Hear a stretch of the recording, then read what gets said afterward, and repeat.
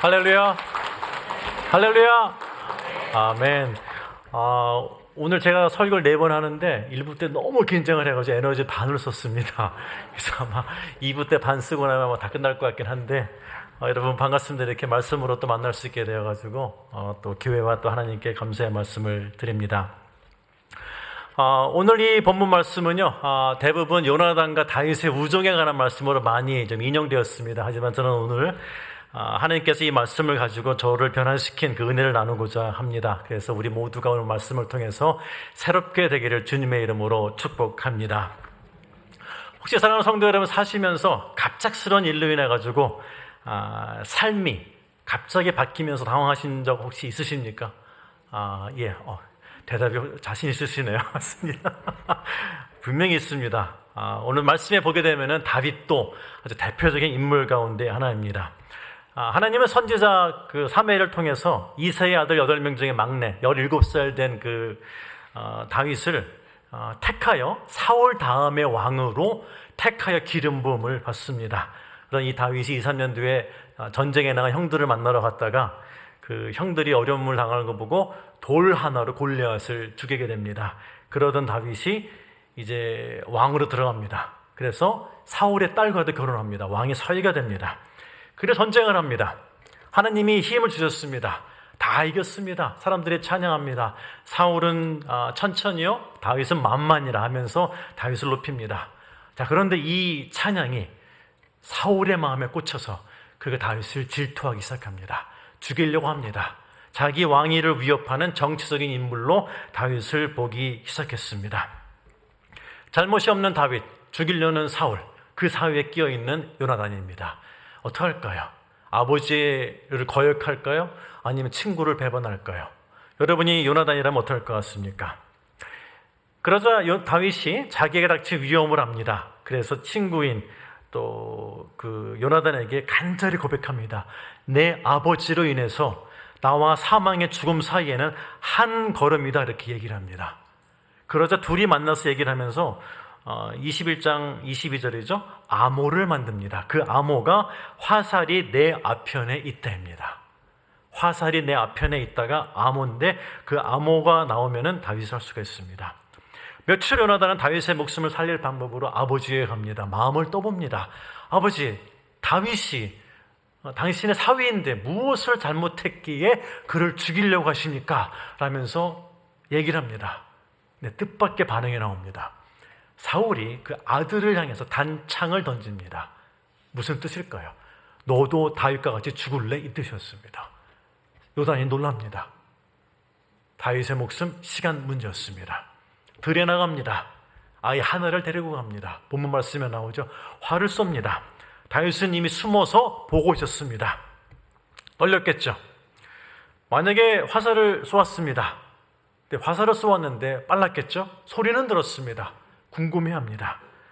그때 요나단의 음성이 들려옵니다. 만약에 음성이 화살이 내 이편에 있다면 다윗이 살아서 왕궁으로 돌아가고 화살이 내 앞에 있다 하면은 도망가야만 합니다. 이것이 둘이 정한 암호였습니다. 그런데 요나단의 음성이 이렇게 들려옵니다. 화살이 내 앞에 있다. 그거를 바위 뒤에서 다윗이 들었습니다. 아이가 사라졌습니다. 나옵니다.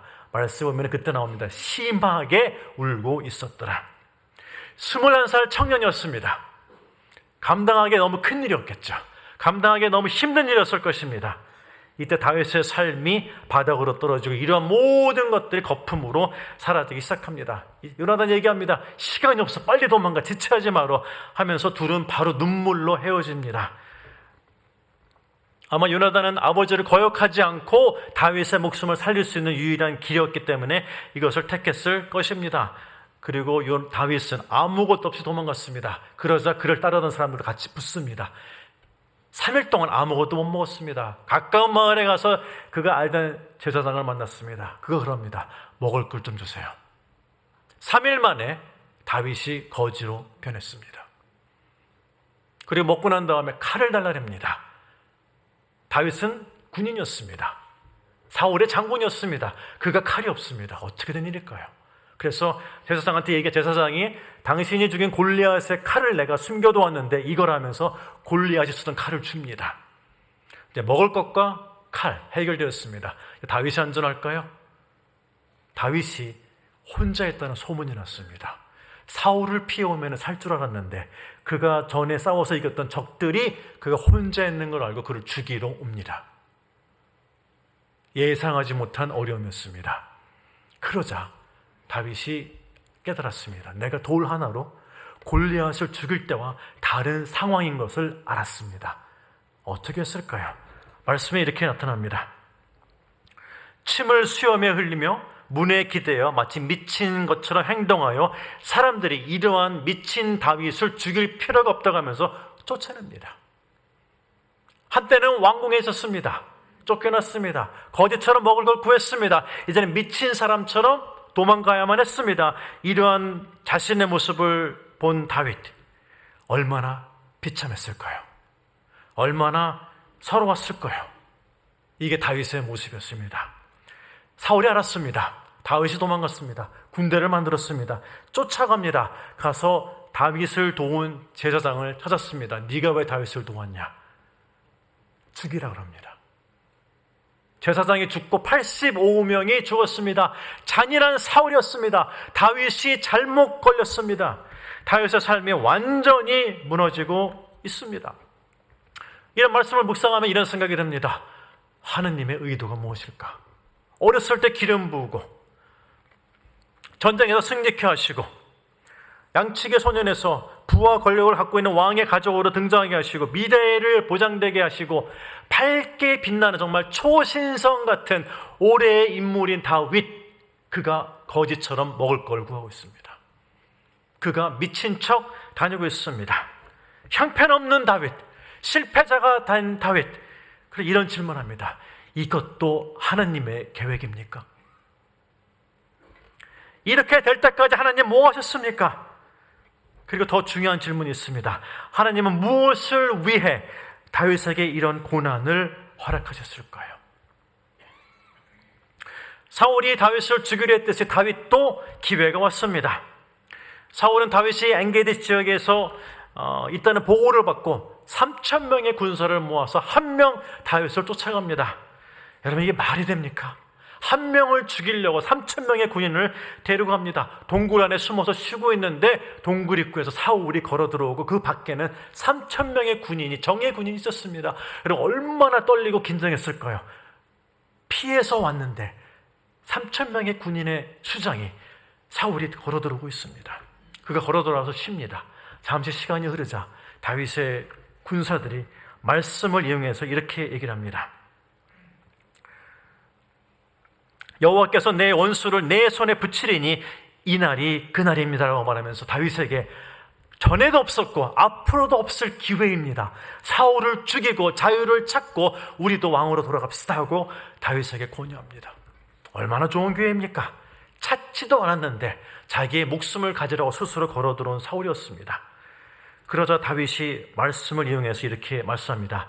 여호와께서 기름 부은 자를 치는 것은 여호와께서 하지 말라고 얘기를 합니다. 사람을 말렸습니다. 죽이라랍니다. 다윗이 말렸습니다. 여호와의 법이 아니라고 하면서 그는 죄를 짓지 않았습니다. 뭐를 짓지 않았다고요? 죄를 짓지 않았습니다. 그리고 다윗이 한 것은 무엇입니까? 자고 있는 사울에게 다가가서 칼로 옷을 조금 자릅니다. 이것을 뒤에서 숨죽이면서 보았던 400~500명의 다윗을 따랐던 군인들이 보고 뭐라고 했겠습니까? 내가 목숨을 걸고 따랐던 다윗이, 앞으로 왕이 될 다윗이 그 정도의 용기도 없고 그 정도의 지혜도 없는 사람이라고 여러분 실망하지 않았겠습니까? 여기 계신 모든 분들 저를 따라서 나갔습니다. 제가 싸워서 이길 수 있는 기회가 있는 제가 옷을 잘랐습니다. 여러분 저를 어떻게 보시겠습니까? 야, 내가 저 사람을 믿고 도망왔는데 고작 하는 짓이 옷자락 하나 자르는 거였어. 여러분 실망하지 않았겠습니까? 평범한 세상의 상식을 뒤집는 바울의 결단이었습니다. 만약에 이때 다윗이 조금 정치적이었고 너무 억울하고 감정적이었고 도망칠 때처럼 울었다고 하게 되면 이 좋은 기회가 없었습니다. 그 또 사울을 죽이고 그도 왕에 돌아갈 수가 있었습니다. 그런데 그가 자신을 부인했습니다. 그리고 그 순간을 넘겼습니다. 결론이 어떻게 났습니까? 사울의 목숨을 살려준 다윗, 다시 살아나는 사울. 어떻게 됐습니까? 사울이 다시 다윗의 목숨을 쫓습니다. 이런 생각을 합니다. 쫓겨나면서 미친 척하면서 사울을 살려줬는데 도망가는 다윗. 다윗이 잃은 것은 무엇이고 얻은 것은 무엇일까요? 많은 사람들이 이 본문을, 저도 똑같았어요. 본문을 보게 되면 이렇게 생각합니다. 다윗의 끝이구나, 앞으로 미래가 없구나 생각하게 됩니다. 하지만 말씀을 묵상하다 보면 새로운 반전이 등장합니다. 하나님의 계획에서는 다윗의 목숨을 살리기 위해 선택한 곳이 광야였습니다. 여러분 믿어지십니까? 모든 사람들이 다윗이 사울의 질투를 받아 도망갔다고 생각했습니다. 하지만 하나님인 택한 곳이 광야였습니다. 다윗의 목숨이 가장 위급한 상황에서 숨어서 생명을 유지하기 가장 좋은 곳이며, 광야는 사울이 다윗을 찾기에 가장 어려운 곳이었습니다. 이 곳을 하나님이 택하셔서 다윗을 보호하시며 선을 이뤄가고 있습니다. 모든 사람은, 심지어 다윗조차도 자기가 왜 광야로 도망가야 되는지, 기름 부음을 받은 내가 도망가야 되는지 몰랐습니다. 하지만 모든 사람들이 다윗이 왕이 될 거라고 생각했지만 하나님이 보시기에 아직 때가 아니었습니다. 그가 비록 기름 부음을 받았을지라도 아직 때가 아니었고, 사울이 죽을 때까지 다윗은 생명을 유지해야 되는데 사울이 질투심으로 다윗을 노리고 있습니다. 어떻게 했을까요? 하나님은 다윗을 왕궁에서 빼서 그를 내쳐야만 됐습니다. 어디로요? 광야로요. 기댈 곳 없는 것, 먹을 곳 없는 것. 뭐 하시려고요? 그를 다시 사용하시려고, 그를 더 강하게 하시려고, 그를 정금같이 정결케 하시려고 택한 곳이 바로 광야였습니다. 여러분 믿을 수 있겠습니까? 만약에 사울의 사건이 여기서 끝났다고 하게 되면 저도 믿을 수 없는 그런 내용이었습니다. 생명력이 없고 기댈 수 없는 것. 어땠습니까? 다윗이 광야로 갔을 때 광야가 피난처였습니다. 하지만 다윗이 배웠습니다. 피난처는 바로 하나님이었습니다. 무엇을 위해서요? 하나님을 만나기 위해서. 다윗이 광야로 쫓겨났습니다. 몰랐습니다. 다윗도 몰랐습니다. 내가 기름 부음을 부었는데, 하지만 다윗이 자랑이 하나 있었습니다. 뭐였습니까? 순종했습니다. 순종하면서 뭐였습니까? 죄를 짓지 않았습니다. 순종하면서, 뜻은 몰랐지만 죄를 짓지 않았습니다. 그가 어두움에서 나왔습니다. 죽음에서 나왔습니다. 감옥에서, 그 동굴에서 나왔습니다. 그가 불렀던 찬양이 있습니다. 만민 중에 주를 높이며. 시편 57편입니다. 시편 57편이 다윗이 사울을 놓아주고 사울이 다시 다윗의 목숨을 쫓으면서 나왔던 순간에 다윗이 하나님을 찬양하며 불렀던 시가 바로 시편 57편, 만민 중에 주의 이름 높이리라. 여러분 같이 찬양하겠습니다. 그 마음을 가지고. 혹시 이 순간에 여러분 말씀을 들으면서 고난 중에 계신 분 계십니까? 내가 잘못한 것이 없는데 광야같이 건강에서 재정에서 관계에서 힘든 분이 계십니까? 다윗도 그랬습니다. 그때 그가 찬양했습니다. 우리 같이 찬양하겠습니다.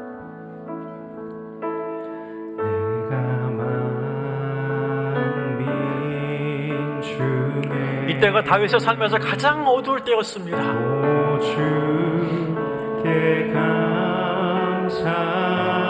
가장 힘든 때였습니다. 주님을 찬양하리 열방 중에서. 그는 기댈 곳이 없는 곳에 나갔습니다.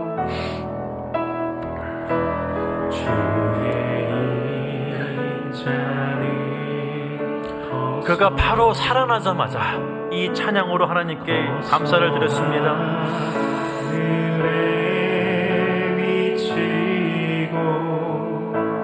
주의 진리는 넓은 궁창에 이르나니. 그가 광야에서 바라본 곳은 땅이 아니었고 하늘이었습니다. 하나님을 바라보았습니다.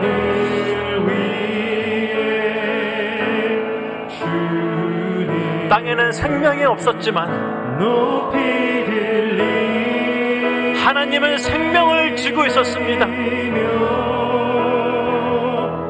주의 영광은 온 세계 위. 그는 광야에서 하나님을 피난처로 찾았습니다. 음식이 아니었습니다. 하늘 위에 주님 높이 들리.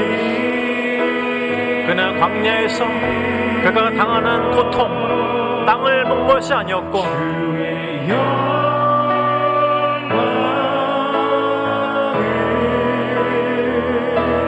주의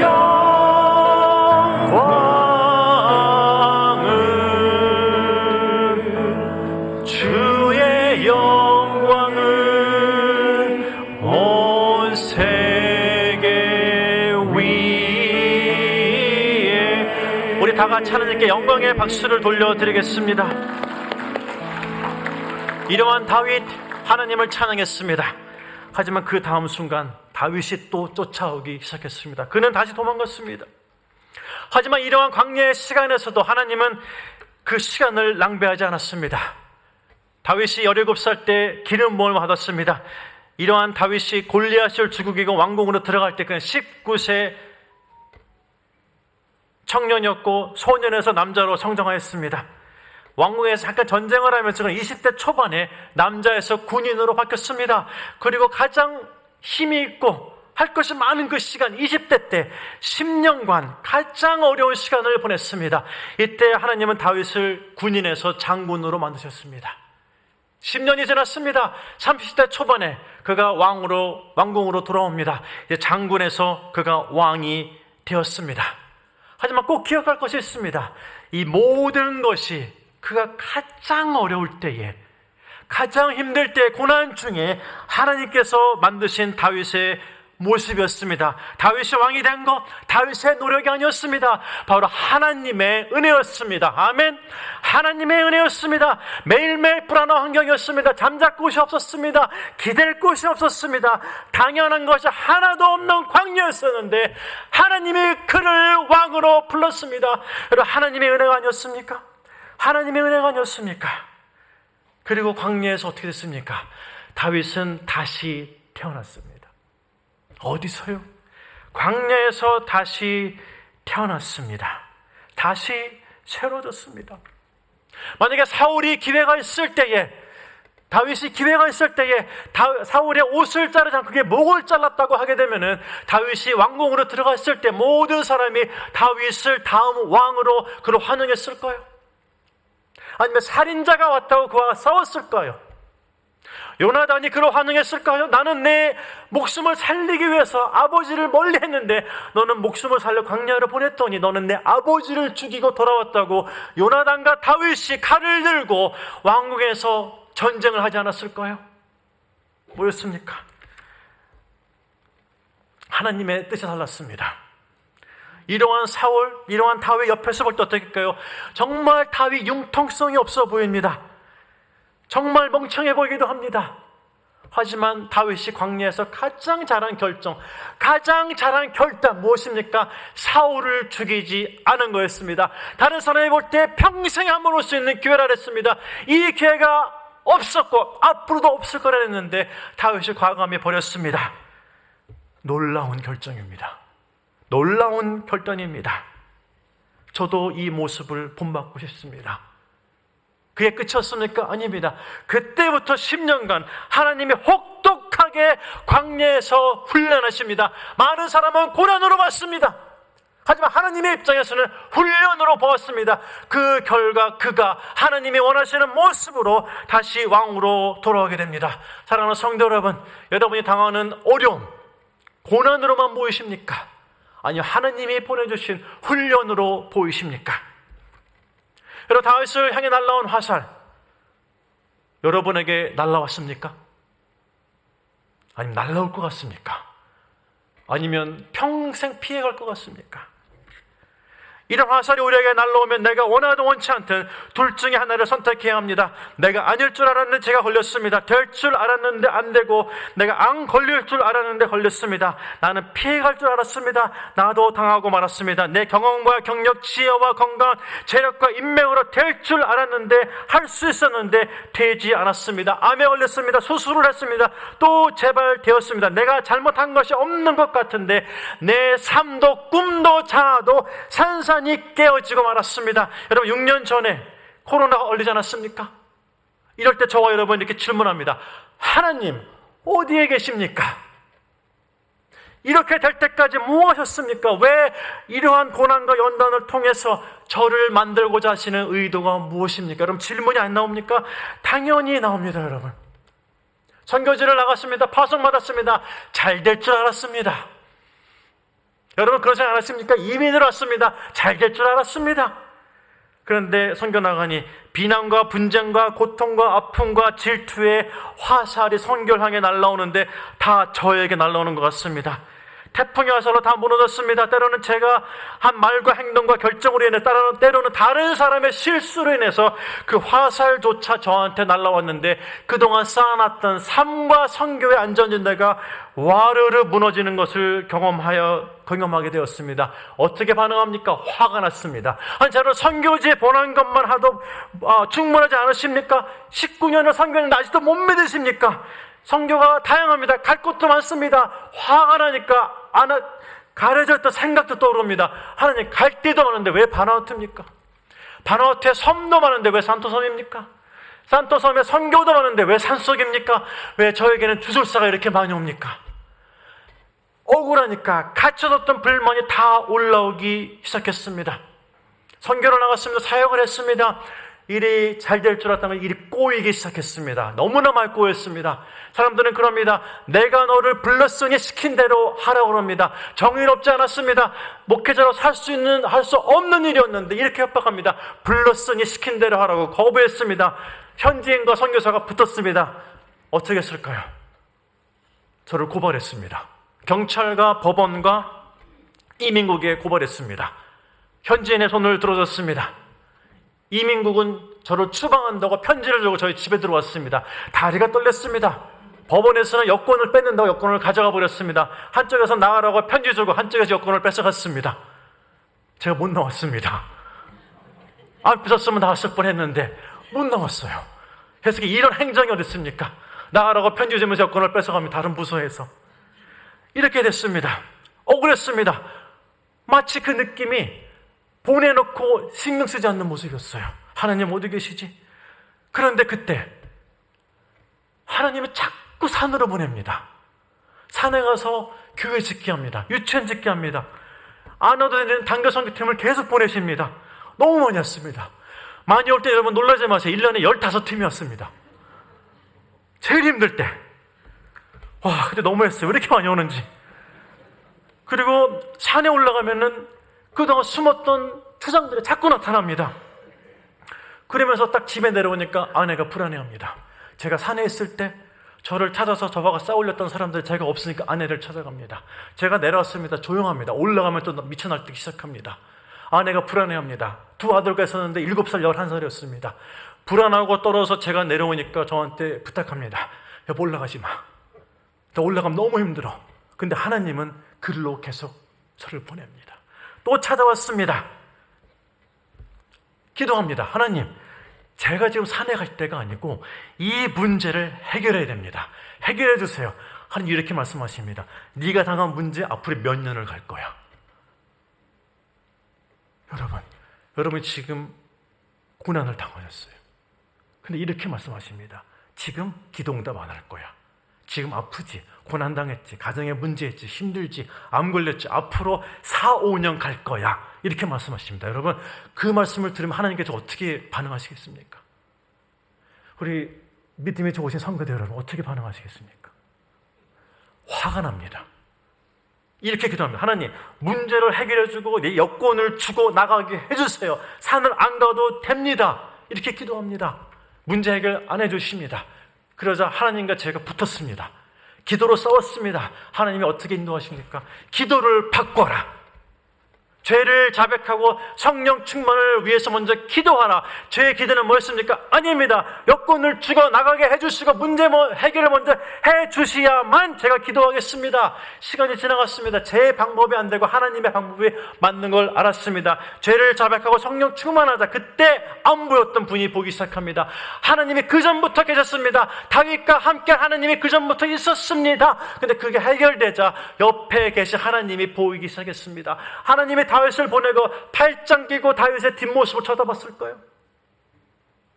하나님이 먼저 광야에 나가서 앵딕의 동굴에 들어가서 다윗을 먼저 기다리지 않았을까요? 근데 그 당시에 다윗은 그가 당한 고난과 어려움으로 인해서 하나님을 볼 만한 믿음의 상태가 아니었습니다. 그가 눈이 열리고 시편 57편을 쓰자 그 옆에 늘 함께 하셨던 하나님이 보이기 시작했습니다.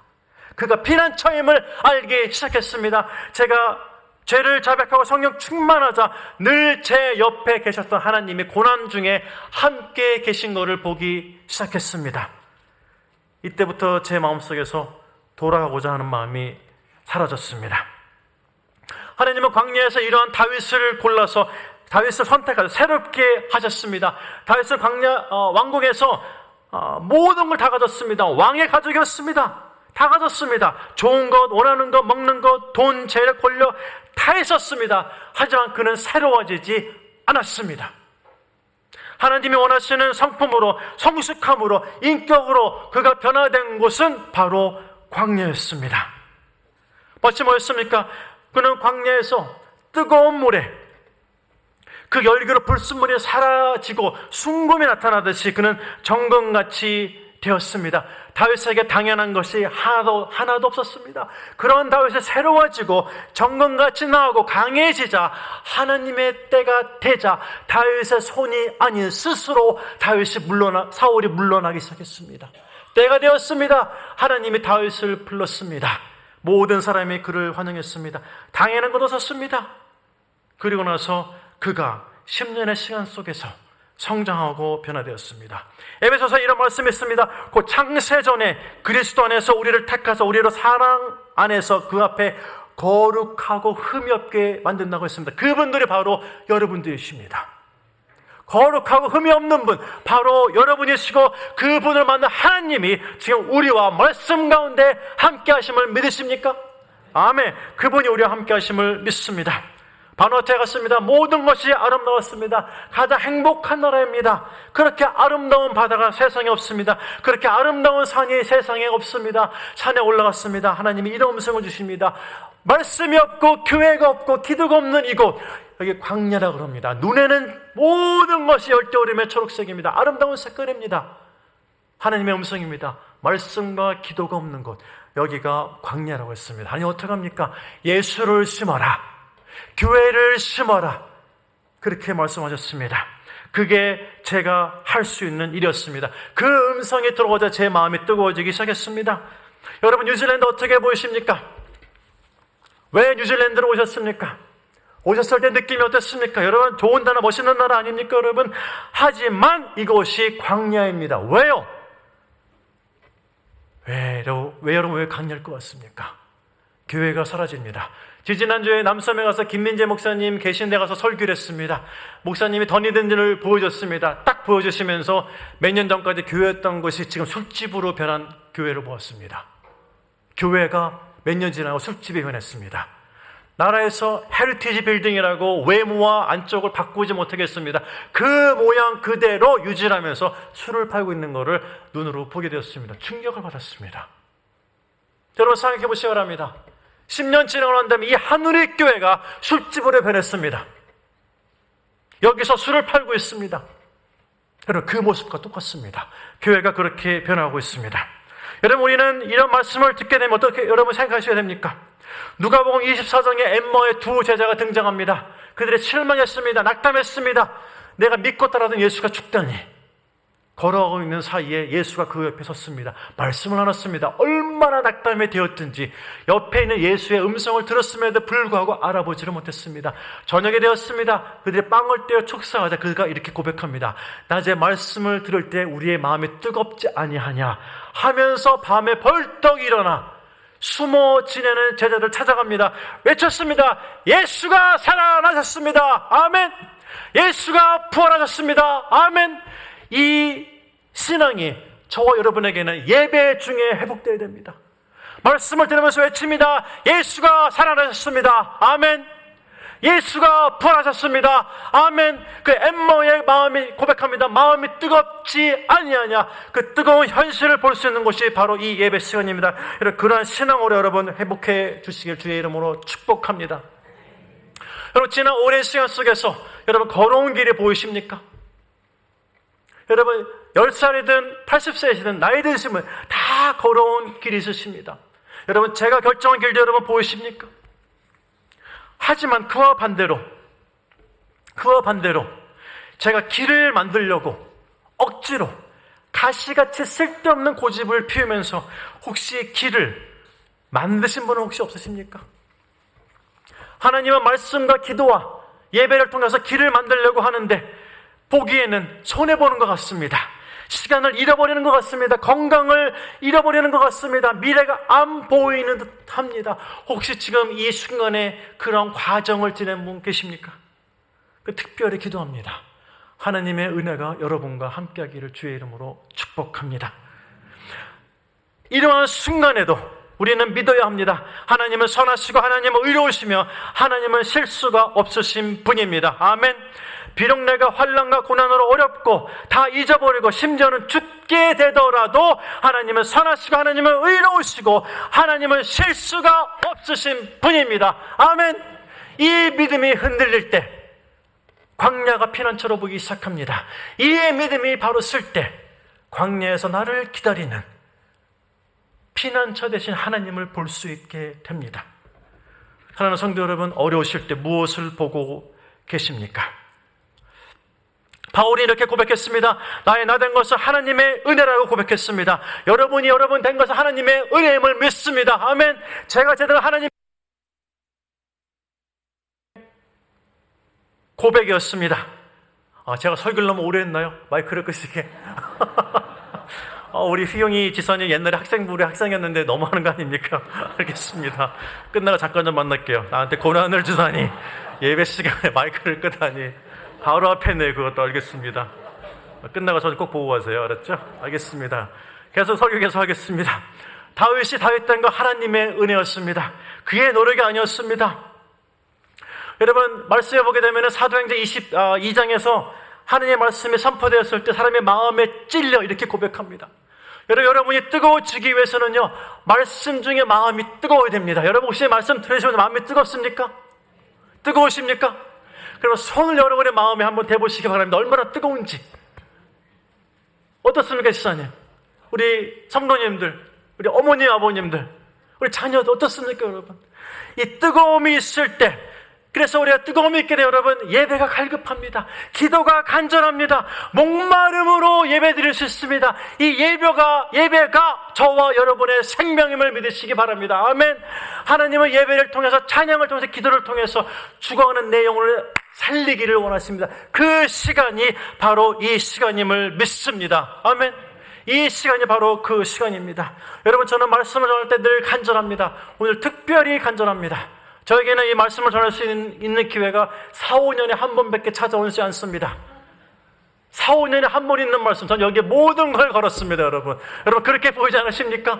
저 2부 설교하다 죽어도 괜찮습니다, 여러분. 3부 알아서 말씀 보면 됩니다. 여러분, 저는 이런 고백을 선교하면서 합니다. 혹시 시간과 기회가 안 돼서 저희가 다시 못 만나게 되면은 저희는 어떡합니까?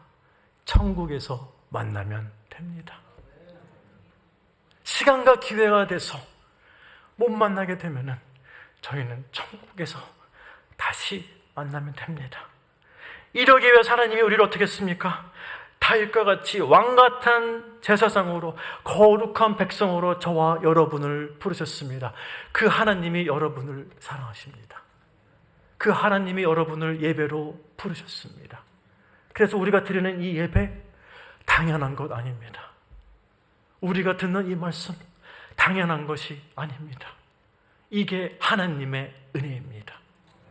사랑하는 성도 여러분, 오늘 예배가, 오늘 말씀이 내 삶에서 마지막 예배라고, 마지막 말씀이라고 들으십니까? 그러면 내 안에 간절함이 살아남을 믿습니다. 다윗의 시작과 끝, 다윗이 시작하지 않았습니다. 잘못이 없음에도 다윗은 죽을 만큼 어려움을 당했습니다. 하지만 이 순간에도 죄를 짓지 않고 인내하며 순종한 다윗을 하나님이 보호하셨습니다. 이러한 다윗의 연단받는 모습이 저와 여러분의 신앙과 믿음이 되기를 축복합니다. 다윗과 함께한 하나님이 저와 여러분의 하나님 되시기를 주의 이름으로 축복합니다. 우리 은혜란 찬양 같이 드리겠습니다. 찬양의 가사를 생각하시면서 우리가 살아온 삶을 돌아보겠습니다. 내 삶에 내가 당연하다고 생각한 게 있는데, 이미 온 게 당연하다 생각했는데, 내가 사는 것, 내가 버는 돈, 내 건강 당연하다고 생각했는데, 이렇게 좋은 하늘의교회에서 예배드리는 것 당연하다고 생각했는데, 이 모든 것이 하나님의 은혜였습니다. 고난 기뻐할 수는 없지만 저와 여러분은 감사할 수 있습니다. 내가 누려온 모든 시간 당연한 것 하나도 없습니다. 하나님은 우리를 정결케 하시려고, 더 강하게 하시려고 우리를 훈련시키고 계십니다.